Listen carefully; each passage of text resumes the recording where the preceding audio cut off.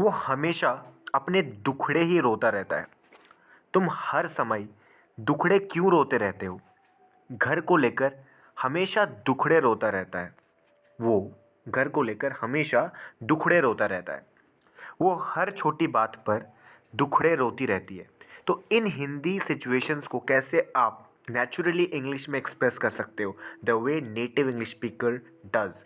तो ये जानने के लिए आपको वीडियो को लास्ट तक देखना है और मैं आपको ऑल्टरनेटिव्स भी बताऊंगा ताकि आप इंटरचेंजेबली यूज़ कर सको और कॉन्फिडेंट साउंड आप करो और आपकी इंग्लिश की फ्लुएंसी बढ़े। ठीक है? सो अगर आपने अभी तक मेरे चैनल को सब्सक्राइब नहीं किया है, so please subscribe to my channel. So let's start the video. So in Hindi sentences को एक्सप्रेस करने के लिए सबसे पहले आपको सब्जेक्ट का यूज़ करना है। ठीक है? सबसे पहले सब्जेक्ट आएगा, उसके बाद मेन वर्ब आप कोई सा भी लगा देना। ठीक है? According to the sentence situation के अकॉर्डिंग। उसके बाद हेल्पिंग वर्ब। दुखड़े रोने की जो इंग्लिश होती है वो है वाइन अबाउट, या तो वाइन अबाउट का यूज़ कर रहे हो या फिर मोन अबाउट या फिर क्राई ओवर। तो इन तीनों में से किसी का भी यूज़ कर सकते हो। आगे मैं आपको बताऊंगा कि और कितने तरीके हो सकते हैं दुखड़े रोने को एक्सप्रेस करने के लिए इंग्लिश में। ठीक है? ये तो अभी 3 तरीके हैं। ठीक है? आगे मैं आपको बहुत सारे करीब 7-8 तरीके बताऊंगा। ठीक है? इसी सेंटेंस को एक्सप्रेस करने के।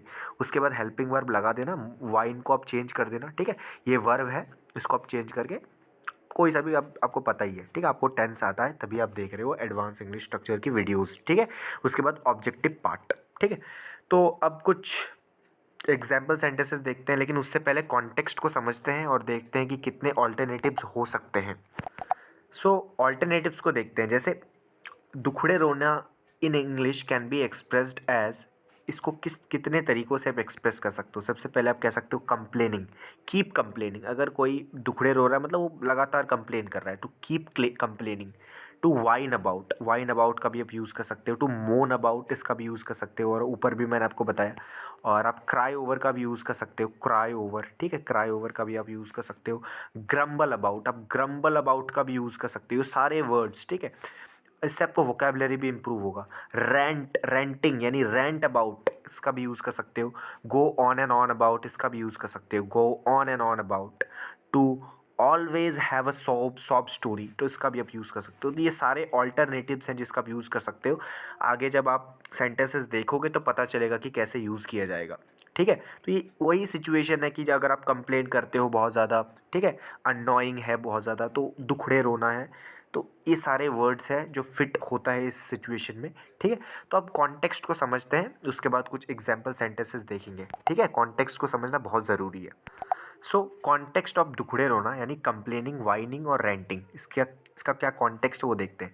दुखड़े रोना refers to the habit of constantly complaining, whining or sharing one's problem in an exaggerated or repeated manner, which is really annoying, है ना?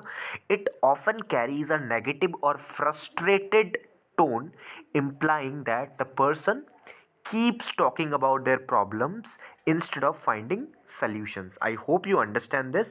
आपको समझ आ रहा है। ठीक है?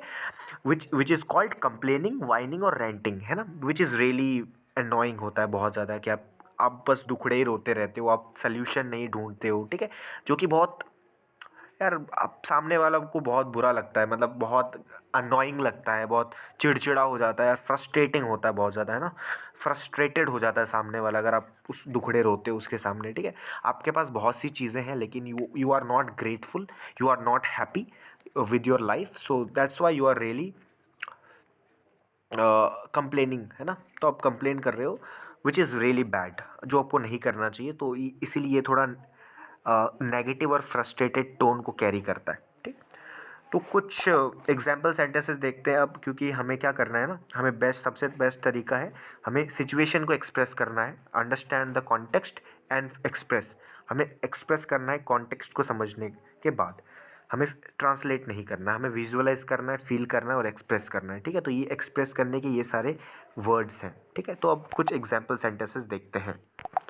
पहला एग्जाम्पल है, वो हमेशा अपने दुखड़े रोता रहता है।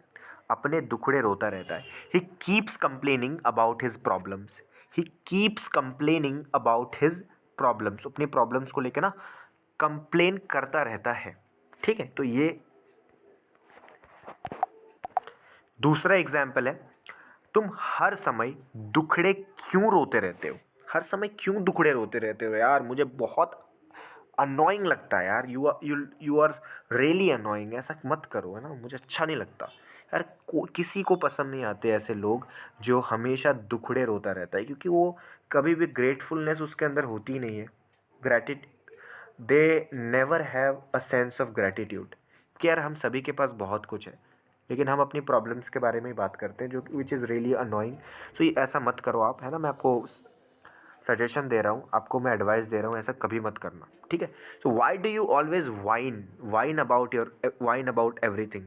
Y do you always whine about everything? हर चीज़ को लेकर वाइन क्यों करते हो? कंप्लेन क्यों करते हो? है ना? मत करो ना। तीसरा एग्जाम्पल है, वो अपनी नौकरी को लेकर हमेशा दुखड़े रोता रहता है। यार ये है बॉस ऐसा है, बॉस बहुत भुलक्कड़ है, बॉस बहुत डांटते हैं, तो बहुत आप कंप्लेन करते रहते हो। He constantly moans about his job. He constantly complains about his job, moans about his job. चौथा एग्जाम्पल है, दुखड़े रोने से कुछ नहीं होगा। दुखड़े रोने से कुछ नहीं होगा, कुछ करके दिखाओ।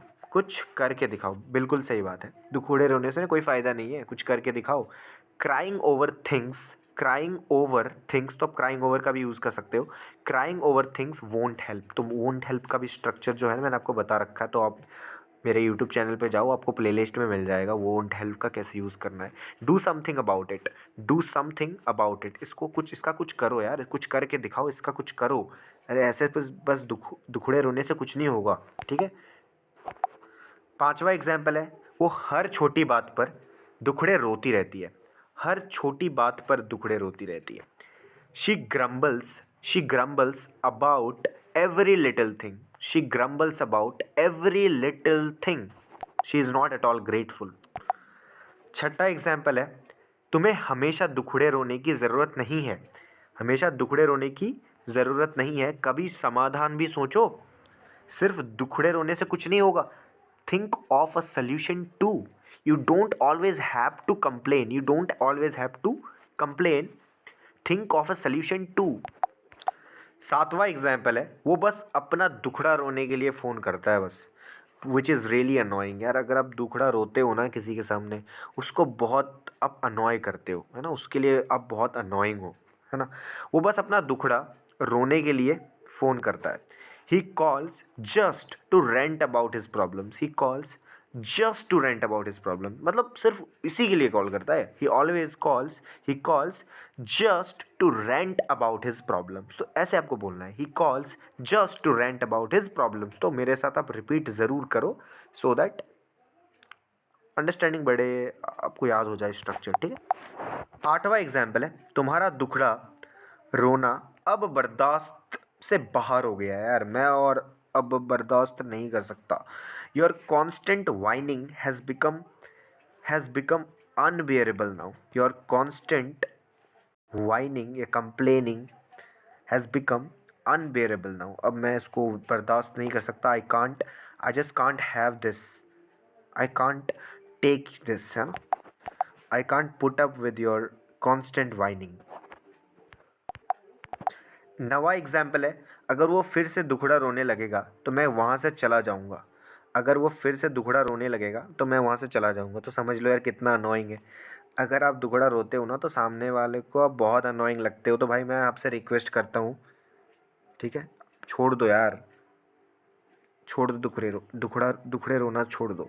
If he starts moaning again I leave. Starts moaning again I leave. 10वां एग्जाम्पल है, अगर कोई अपने दुखड़े लेकर आता है पर कोई हल नहीं चाहता। हर कोई अपने दुखड़े लेकर आता है पर कोई हल नहीं चाहता। Everyone comes with their sob stories. तो ऐसे भी कह सकते हैं sob stories. But no one wants to find out a solution यार। Everyone just wants to comes with their sob stories, है ना? 11वां एग्जाम्पल है, वो हमेशा पैसे की कमी को लेकर दुखड़े रोता रहता है। He is always whining about not having enough money. He is always whining about not having enough money. 12वां एग्जाम्पल है, तुम्हारे दुखड़े रोने से कोई मदद नहीं मिलेगी। अगर अब तुम ऐसे ही कंप्लेन करोगे ना तो भाई कोई हेल्प नहीं मिलेगी तुझे। Your complaining your complaining won't get you any help, it is of no use. 13वां एग्जाम्पल है, मुझे दुखड़े रोने वालों की बातें सुनने की आदत नहीं है। मुझे दुखड़े रोने वालों की बातें सुनने की आदत नहीं है। ठीक है, तो देखो यार कितनी बुरी चीज़ है ये, समझ रहे हो ना। ये नेगेटिव कॉन्टेक्स्ट में ये इसकी बातें चल रही हैं अभी तक तो, है ना। सारे एग्जाम्पल्स कहीं ना कहीं अनोइंग है, बहुत ही नेगेटिव सेंस टोन को कन्वे करता है। सो मत बनो ऐसा, ठीक है। I am not use to, मैं ऐसा नहीं हूँ, मतलब मेरी आदत नहीं है listening to peoples sob stories. 14वां एग्जाम्पल है, हर बार जब हम मिलते हैं वो अपने दुखड़े लेकर बैठ जाता है। ठीक है, तो देखो यार ऐसा मत करो, ठीक है। Every time we meet he starts complaining whining about something. ठीक है। 15वां और आखिरी एग्जाम्पल है, तुम हमेशा अपना दुखड़ा रोते रहते हो, कभी खुश भी रह लिया करो यार, ऐसा मत हमेशा मत करो। You are always moaning about your problems, try being happy for once. एक बार तो खुश रह कर, मतलब कभी तो खुश रह लिया करो। Try being happy for once. So I hope आपको वीडियो पसंद आई है। अगर आपको वीडियो पसंद आई है तो ऐसे इन्फॉर्मेटिव कंटेंट्स के लिए आप मेरे चैनल को सब्सक्राइब जरूर करना। वीडियो अगर पसंद है तो वीडियो को लाइक कर सकते हो, अपने फ्रेंड्स के साथ शेयर जरूर करना, एक प्यारा सा कमेंट करना कि वीडियो कैसी लगी। Thank you so much for watching the video, I hope you really enjoyed it.